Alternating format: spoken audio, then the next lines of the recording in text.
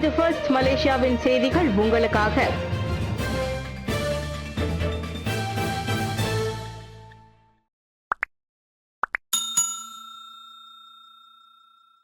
Najib சமர்ப்பித்த மேல்முறையீட்டு மனு நாளை திங்கட்கிழமை விசாரிக்கப்படும். முன்னாள் பிரதமர் டத்தோஸ்ரீ நஜீப் துன் ரசாக்கின் எஞ்சிய 6 ஆண்டுகள் சிறை தண்டனையை வீட்டு காவலில் கழிப்பதற்கான விண்ணப்பம் நிராகரிக்கப்பட்டதை தொடர்ந்து அவர் சமர்ப்பித்த மேல்முறையீட்டு மனுவை மேல்முறையீட்டு நீதிமன்றம் நாளை விசாரிக்கும். இதற்கு முன்னர் கடந்த ஆண்டு டிசம்பர் மாதம் 5ஆம் தேதி நிர்ணயிக்கப்பட்டிருந்த அதன் செவிமடுப்பு Dato Azizah Nawawi, அசஹாரி Kamal Ramli மற்றும் டத்தோஸ்ரீ முகமது ஃபிட்ரோஸ் ஜஃப்ரல் ஆகிய 3 அடங்கிய நீதிபதிகள் குழுவின் முன் நாளை காலை 9 மணிக்கு தொடங்கும். அரச மன்னிப்பு ஆணை தொடர்பாக நஜீப் சமர்ப்பிக்கவிருக்கும் கூடுதல் ஆதாரங்களும் நாளை செவிமடுக்கப்படும்.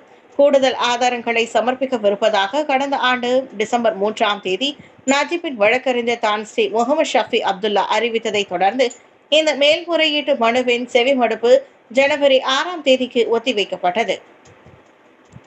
அரச மன்னிப்பு ஆணையை நீதிமன்றம் மறு ஆய்வு செய்ய வேண்டும் என்று நஜீப் செய்த விண்ணப்பத்தை கோலாலம்பூர் உயர்நீதிமன்றம் நிராகரித்ததை தொடர்ந்து 71 வயதான நஜீப் கடந்த ஆண்டு ஜூலை 3ஆம் தேதி மேல்முறையீடு செய்தார். தமது எஞ்சிய சிறை தண்டனையை வீட்டு காவலில் கழிக்க அரச மன்னிப்பு ஆணை அனுமதிப்பதாக நஜீப் கூறி வருகிறார். சும்பாங் ஜே கிண்ணத்தை வென்றது தெலங்கானா ஹாக்கி அணி.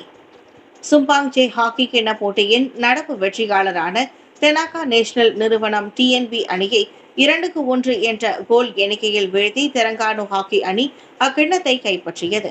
கடந்த பருவத்தில் TNB அணியிடம் தோல்வி கண்ட தெலங்கானா ஹாக்கி அணி தொடர்ந்து 3வது முறையாக அக்கிண்ணத்தை வெல்லும் என அவ்வணியின் இலக்கையும் முறியடித்தது. நேற்று புக்கிட் ஜாலில் தேசிய ஹாக்கி அரங்கில் நடைபெற்ற இவ்வாட்டத்தில் இரு அணிகளும் திறமையான ஆட்டத்தை வெளிப்படுத்தியதால் முதல் பாதி ஆட்டம் விறுவிறுப்பாக அமைந்தது. பெனால்டி பகுதியில் இருந்து 4 வாய்ப்புகள் தெலங்கானா ஹாக்கி அணிக்கு கிடைத்த வேளையில் TNB மத்திய திடலில் இருந்து கோல் போடும் 2 வாய்ப்பை பெற்றது. ஆட்டத்தின் 27வது நிமிடத்தில் TNB அணியை சேர்ந்த தென்கொரிய ஆட்டக்காரர் ஜங் ஜோங் யூன் முதல் கோலை அடித்த போதிலும் அடுத்த 3வது நிமிடத்தில் தெலங்கானா ஹாக்கி அணியின் ஃபைசால் சாரியும் தமது அணிக்கான முதல் கோலை போட்டார். அதனைத் தொடர்ந்து ஆட்டத்தின் 42வது நிமிடத்தில் தெங்கு அகமது தஜுதீன் தெங்கு அப்துல் ஜலீல் தெலங்கானா ஹாக்கி அணிக்கான 2வது கோலை அடித்து அவ்வணிக்கான வெற்றியை உறுதி செய்தார். கோட்டு மாநாட்டின் வழி தமிழ்நாடுவுடனான உறவுகளை வலுப்படுத்தலாம் சோவு. கோட்டு எனப்படும் உலக தமிழ் வம்சாவளி அமைப்பின் 11வது மாநாட்டின் வழி இந்தியாவுடனான குறிப்பாக தமிழ்நாடு உடனான பொருளாதாரம், முதலீடு மற்றும் வர்த்தக உறவுகளை வலுப்படுத்த முடியும் என்று பினாங்கு மாநிலம் நம்புகிறது. வழக்கமாக தமிழ்நாட்டில் நடைபெறும் இம்மாநாடு முதல் முறையாக பினாங்கில் நடத்தப்படும் நிலையில் இதனை மாநிலத்திற்கு கிடைத்த சிறந்த அங்கீகாரமாக கருதுவதாக பினாங்கு முதலமைச்சர் சவுகான்யோவ் தெரிவித்திருக்கிறார். முன்னதாக பினாங்கு மற்றும் தமிழ்நாட்டு தலைவர்களுக்கும் மக்களுக்குமான உறவு நீண்ட காலமாக இருந்திருக்கலாம். ஒரு காலத்தில் பினாங்கில் சென்னை சென்ட்ரல் மெட்ராஸ் நோக்கி செல்லும் ஒரு கப்பல் இருந்தது என்றார் அவர். சனிக்கிழமை ஸ்ரீ பினாங்கு மண்டபத்தில் நடைபெற்ற உலக தமிழ் வம்சாவளி அமைப்பின் 11வது மாநாட்டை தொடக்கி வைத்த பின்னர் சவுகான்யோவ் செய்தியாளர்களிடம் தெரிவித்தார். கோட்டுவின் முயற்சியில் உலக தமிழர்களை ஒன்றிணைக்கும் மாநாடு புவியியல் மற்றும் கருத்தியல் அடிப்படையில் இரு நாடுகளுக்கும் இடையிலான இடைவெளியை குறைக்கும் வாய்ப்பையும் ஏற்படுத்துவதாக அவர் குறிப்பிட்டார். இதனிடையே பினாங்கு மாநில அரசாங்கத்தின் அனுமதி மற்றும் ஆதரவுடன் இந்த மாநாட்டை வெற்றிகரமாக நடத்த முடிந்ததாக பினாங்கு மாநிலத்தின் வீடமைப்பு மற்றும் சுற்றுச்சூழலுக்கான ஆட்சிக்குழு உறுப்பினர் டத்தோஸ்ரீ சுந்தர்ராஜு தெரிவித்துள்ளார். கத்தாரில் நடைபெற்ற ஆசிய பொது சிலம்ப வெற்றியாளர் போட்டியில் மகுடம் சூடிய மலேசிய சிலம்ப விளையாட்டாளர்களுக்கு தலா 1000 ரிங்கிட்டும் சான்றிதழும் வழங்கியதாக சுந்தர்ராஜு மேலும் கூறினார். 1,20,000 ரிங்கிட் மதிப்புடைய போதை மாத்திரைகளுடன் தாய்லாந்தில் மலேசியர் கைது. கடந்த ஆண்டு டிசம்பர் 30ஆம் தேதி தென் தாய்லாந்து கோலோக் நகரில் உள்ள ஒரு வளாகத்தில் மேற்கொள்ளப்பட்ட சோதனை நடவடிக்கையில் 1,20,000 ரிங்கிட் மதிப்புடைய பல்வேறு வகை போதைப் பொருளை விநியோகித்ததாக சந்தேகிக்கப்படும் மலேசியர் ஒருவர் கைது செய்யப்பட்டுள்ளார். வட மலேசியாவை சேர்ந்த 24 வயதுடைய அவ்வாடவர் அனைத்துலக போதைப்பொருள் கடத்தல் கும்பலுடன் தொடர்புடையவர் என நம்பப்படுவதாக கோலோக் மாவட்ட போலீஸ் தலைவர் ஜாட்சாவிட் இப்ரஹாம் தெரிவித்தார்.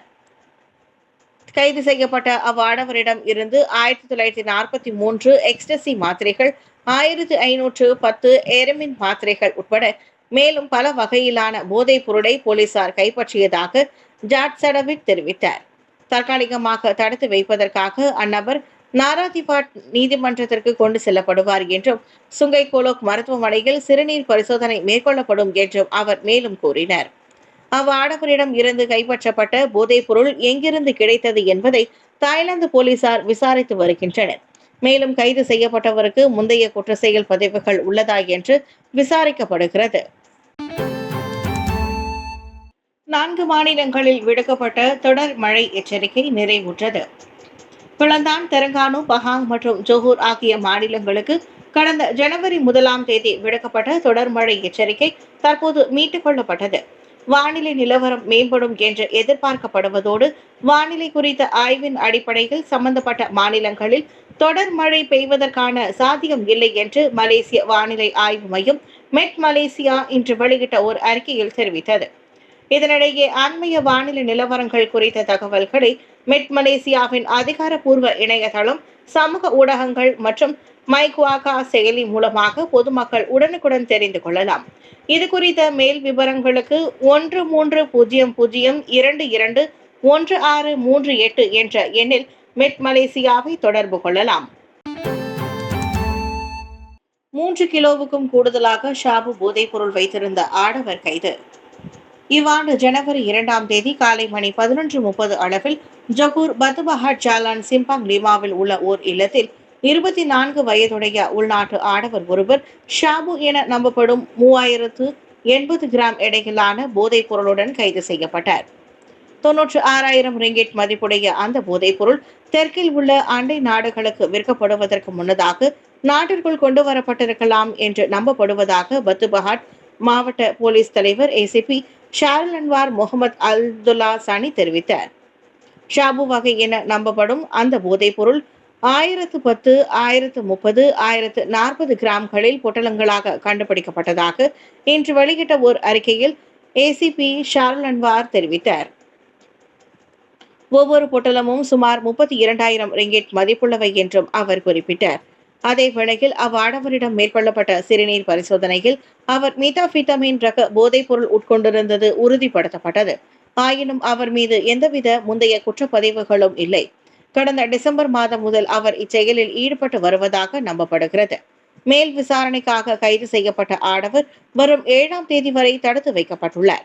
1952ஆம் ஆண்டு அபாயகர போதைப்பொருள் சட்டம் செக்ஷன் 39B இன் கீழ் இவ்வழக்கு விசாரிக்கப்படுகிறது.